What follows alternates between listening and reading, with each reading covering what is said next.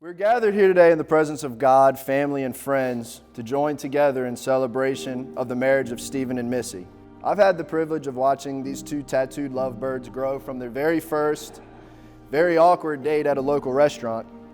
I've always been real glad to play third wheel to Stephen and Missy, but for me, I could really see where things were going when the two of them, their relationship was taken off, and I was politely told that Missy would be moving in with Stephen, and that meant that I had to live somewhere else.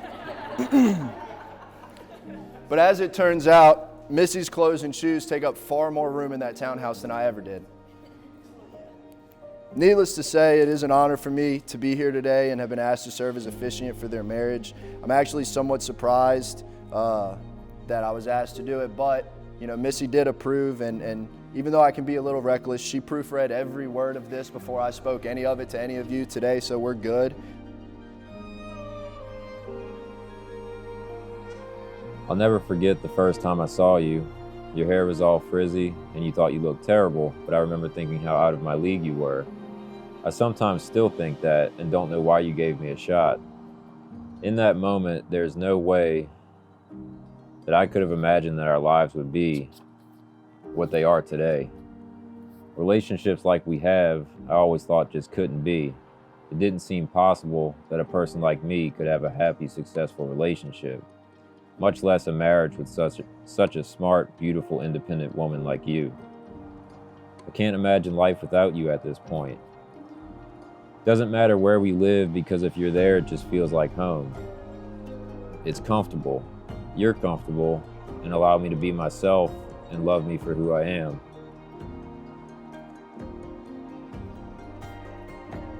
I don't want to cry. While they're so similar in physical appearance, obviously, today Missy looks a little bit better. They are different in many other ways. And the fact that they have these differences allows them to function together in an amazing harmony. I mean, honestly, could you imagine what it would look like if they both had strict, rigid, disciplined diets and had to argue over what kind of grass to eat every night for dinner? Or if they were both oftentimes very lazy and left dishes in the sink instead of just taking 30 seconds to rinse them off and put them in the dishwasher. Regardless, their love for each other and the balance they offer in each other's lives is not to be taken for granted, but instead to be recognized and celebrated and cherished. I love you both more than I have time to express, and I wish you nothing but the best as you continue to love each other. I'll never forget that day. Megan and I walked to the town center. We were in Ulta when I got a Facebook message. It was you. I got so excited. I know I talk about that series of events often, but I think it's so important.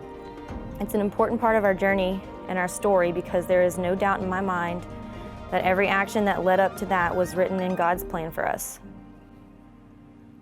There has been no question in my mind that you are my soulmate, the one person on this earth that God designed for me.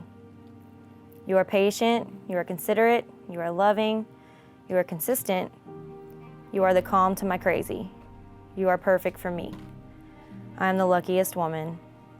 All of that being said, I vow to love you with my whole heart for my whole life, every single day, even when things get tough. I promise to be faithful to you no matter what. I vow to love you with my whole heart for my whole life. I promise to never stop dating you and pursuing you as the years go by. I vow to take on your burdens and your hardships as my own. I promise to love you and cherish you for the rest of my days.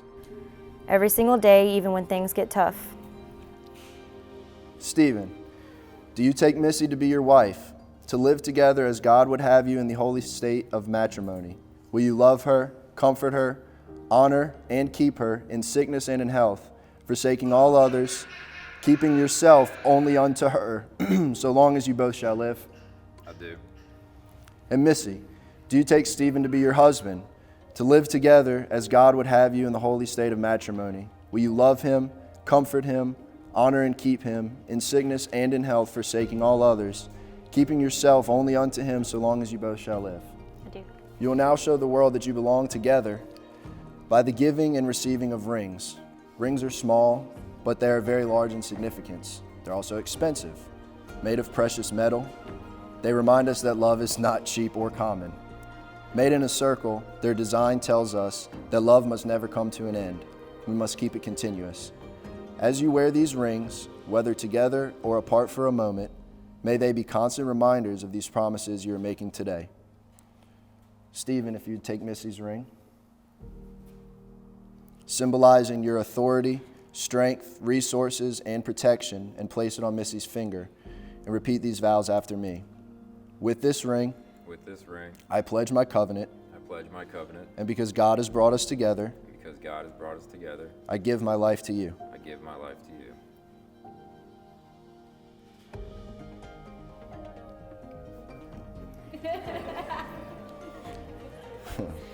Missy, if you'd take Stephen's ring.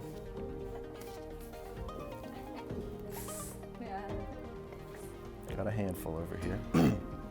Symbolizing your life, your reverence, and faithfulness, place it on Stephen's finger and repeat these vows after me. With this ring, I pledge my covenant, and because God has brought us together,